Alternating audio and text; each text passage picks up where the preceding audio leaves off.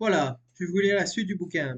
Il existe de multiples lieux de production et d'usage des médicaments conduisant à des rejets dans l'environnement. En complément des rejets pouvant intervenir en sortie des unités de production, les résidus de médicaments RDM peuvent se retrouver directement dans les eaux ou les sols au cours de l'usage thérapeutique, usage vétérinaire essentiellement. Beaucoup de RDM rejoignent les eaux et les sols après traitement, eau usée, médicaments à usage humain, stockage et traitement des boues et lisiers. Les établissements de soins ne constituent pas les sources principales de contamination des eaux usées urbaines.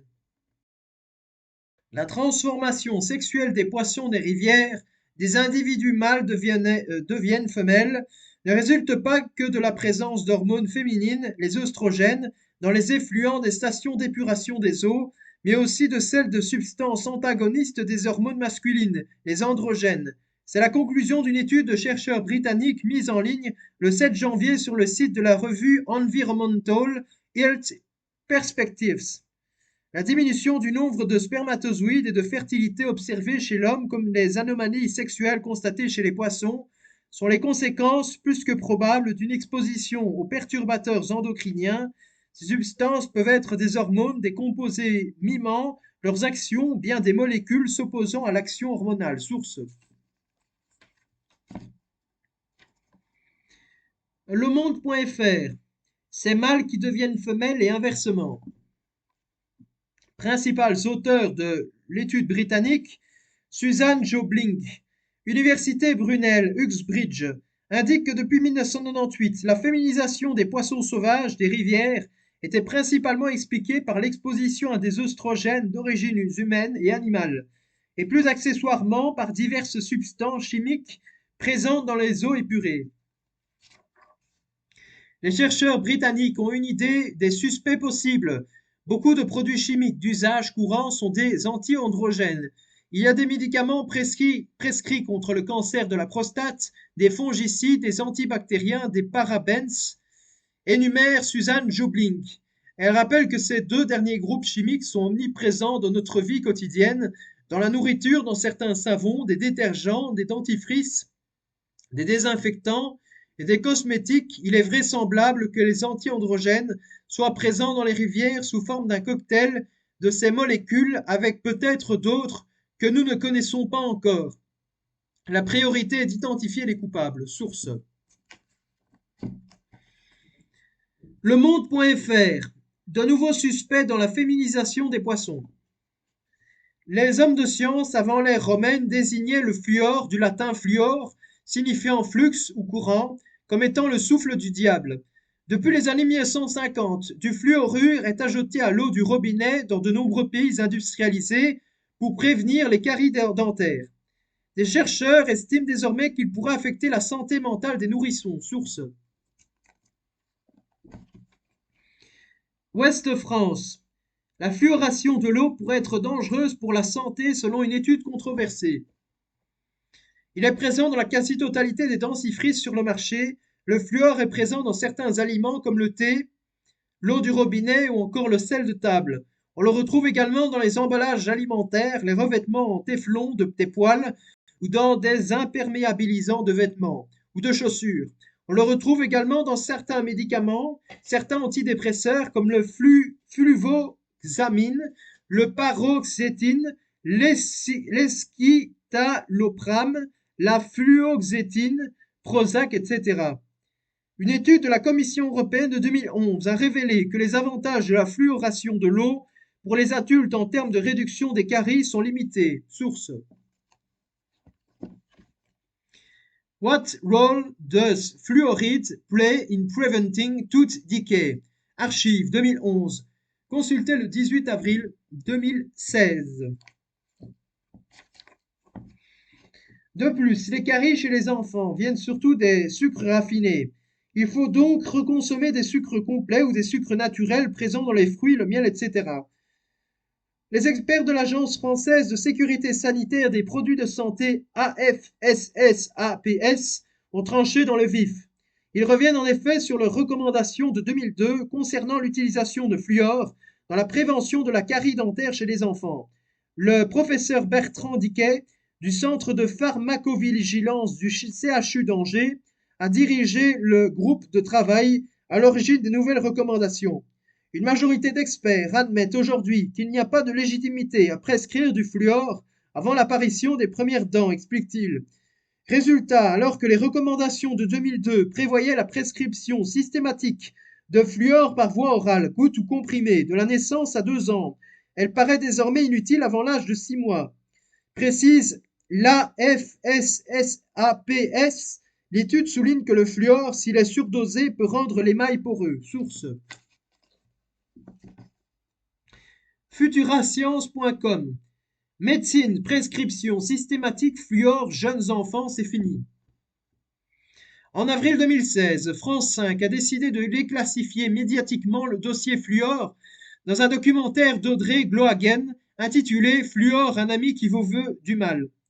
Une fois la thèse officielle évoquée, il s'avère cependant qu'en réalité le fluor est considéré comme un perturbateur endocrinien avéré par plusieurs scientifiques, notamment la biologiste Barbara Demenex, qui indique que le fluor interfère avec l'iode essentiel au bon fonctionnement de la thyroïde, par exemple. Le fluor empêche également la fixation de minéraux essentiels pour l'organisme, comme le magnésium, le calcium et la vitamine C. Dans notre environnement, plusieurs substances chimiques ont une structure très proche de celle de l'iode, iodine, fluorine, fluor, chlorine, chlore, bromine, brome. Le corps humain les confond avec les hormones thyroïdiennes. Les molécules chimiques à partir du brome, du fluor ou du chlore ont presque la même structure que les hormones thyroïdiennes. Elles peuvent donc prendre leur place dans le corps et perturber le fonctionnement hormonal. Ce sont des perturbateurs endocriniens qui affectent le développement cérébral. Source Demain tous crétins, diffusé sur Arte samedi soir. Sylvie Gilman et Thierry Delestrade montrent comment les perturbateurs endocriniens affectent notre développement cérébral. L'hypothyroïdie maternelle peut avoir un impact développemental sur l'embryon et le fœtus, car au tout début de la grossesse, la thyroïde du fœtus n'est pas fonctionnelle et ce sont les hormones maternelles qui suppléent aux besoins du fœtus par diffusion avant l'individualisation fonctionnelle du placenta. Un retentissement sur le quotient intellectuel QI de l'enfant, quelques points sur l'apprentissage du langage a été montré. Après l'individualisation anatomique et fonctionnelle de la thyroïde fœtale, c'est cette dernière qui produit les hormones thyroïdiennes actives, en faible quantité mais importante pour le développement du système nerveux central. Les fluorures traversent la barrière placentaire et passent ainsi de la mère au fœtus. Ils sont principalement éliminés par la voie urinaire. Chez le nourrisson, environ 80 à 90% des fluorures absorbées sont retenues. Environ 60% chez l'adulte. Source apps.ou.int.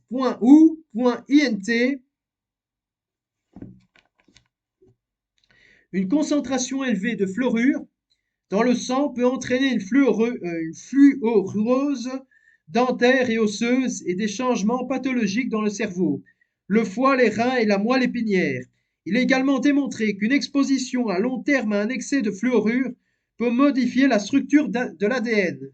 Source Everett E.T. Fluoride's effect on the formation of teeth and bones and the influence of genetics. J. Dent Res. Les silicofluorures, largement utilisées dans la fluoration de l'eau, sont des substances médicinales non autorisées, administrées à de grandes populations, sans le consentement éclairé ou la supervision d'un médecin qualifié. La fluoration échoue aux tests de fiabilité et de spécificité et faute de tests de toxicité. Des silicofluorures constituent une recherche médicale illégale. Il est interdit dans la majeure partie de l'Europe, utilisé en France et en Allemagne. La législation de l'Union européenne relative aux droits de l'homme la rend illégale. La silicofluorure n'ont jamais été soumis à la FDA américaine pour approbation en tant que médicament. La validité éthique de la politique de fluoration ne résiste pas à l'examen du code de Nuremberg et d'autres codes d'éthique médicale. y compris la Convention biomédicale du Conseil de l'Europe de 1999. Le pouvoir de police de l'État a été utilisé aux États-Unis pour passer outre à la santé préoccupation avec le soutien des tribunaux qui ont fait preuve de déférence envers les autorités sanitaires. La fluoruration est la pratique controversée consistant à ajouter des produits chimiques à l'eau potable pour élever le niveau naturel de l'ion fluorure à environ 1 mg le litre, dans la conviction que cela peut réduire la fréquence des caries dentaires. Lorsque la pratique a été lancée par les États-Unis en 1944, elle était basée sur des observations douteuses faites par H. Trendley Dean, le premier directeur du National Institute of Dental Research, et d'autres. Dean a vu une relation inverse chez les enfants du sud-ouest des États-Unis entre la concentration de fluorure dans les réserves d'eau et la carie dentaire. Cela a finalement donné lieu à l'idée que certaines sources d'approvisionnement en eau présentaient une carence en fluorure. Cela pourrait être corrigé en ajoutant du fluor comme mesure de santé publique pour réduire la carie dentaire impliquant à l'origine l'utilisation de fluorure de sodium. La fluoruration est désormais réalisée principalement par l'utilisation de silicofluorure obtenue à partir des épurateurs d'effluents de l'industrie des engrais phosphatés. Le produit brut, une solution à environ 25% d'acide hydrofluosilicique, est un déchet dangereux hautement toxique et son élimination aurait été extrêmement coûteuse pour l'industrie. Ainsi, la proposition selon laquelle il pourrait être utilisé comme un substitut au produit chimique original de choix, le fluorure de sodium, a fourni une solution chimique qui a malheureusement ouvert la porte à la pratique de l'administrer au grand public dans l'approvisionnement en eau dans l'apparence d'un médicament, alors que certaines formulations de dentifrice contenant du fluor sont officiellement enregistrées comme médicaments ingérables. Ni le fluorure de sodium, ni les déchets de silicofluorure brut, ni son dérivé de sodium raffiné n'ont été autorisés en tant que tels aux États-Unis. Le fluorure de sodium est autorisé comme médicament à ingérer au Royaume-Uni, mais les silicofluorures ne le sont pas. Tous les produits pharmaceutiques nécessitent une licence formelle, un contrôle de qualité lors de la fabrication et des tests de sécurité, et leur administration aux patients est couverte par des codes d'éthique médicaux qui sont extrêmement exigeants dans leurs objectifs de protéger le patient. Pourtant, les gouvernements, en particulier le gouvernement des États-Unis, autorisent l'utilisation de ces produits chimiques extrêmement toxiques comme médicaments sans licence, sans aucun test de sécurité, contrôle de qualité au niveau pharmaceutique, dans la fabrication ni spécificité du patient au suivi médical lors de l'administration. Le 24 novembre 1992, Robert J. Carton, Ph.D. ancien scientifique de l'EPA, a fait l'énoncé suivant. La fluoration est la plus grande fraude scientifique de ce siècle ou même de tous les temps. Le professeur Albert Schatz, docteur en microbiologie et découvreur de l'antibiotique streptomycine, était du même avis. La fluoration est la plus grande fraude de l'histoire et celle qui a affecté le plus grand nombre de gens. Source.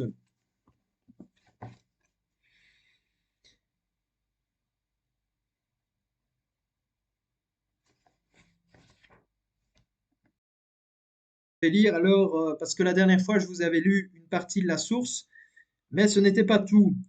Donc, l'ancienne source. Xiong X, Liu Ji, W, Xia T, Up P, Shen X et Al.Dose Effect Relationship between drinking water fluoride levels and damage to liver and kidney functions in children environ. Res.2007, point virgule 103, double point 112-6, pubmed.ncbi.nlm.nih.gov. Maintenant, la source ici, independent.co.uk. Le silicofluorure sert notamment à fluorer l'agent dans l'industrie pharmaceutique et de l'eau potable. Il est utilisé pour produire l'insecticide dans l'industrie des pesticides et fluorure de sodium dans la cryolite artificielle. Source. Cross DW Carton RJ 2003 Fluoridation a violation of medical ethics and human rights. Int J occupe, .environ.health 2003 point virgule E point virgule 9 double point 24-29 Douglas W. Cross Robert J. Carton PhD.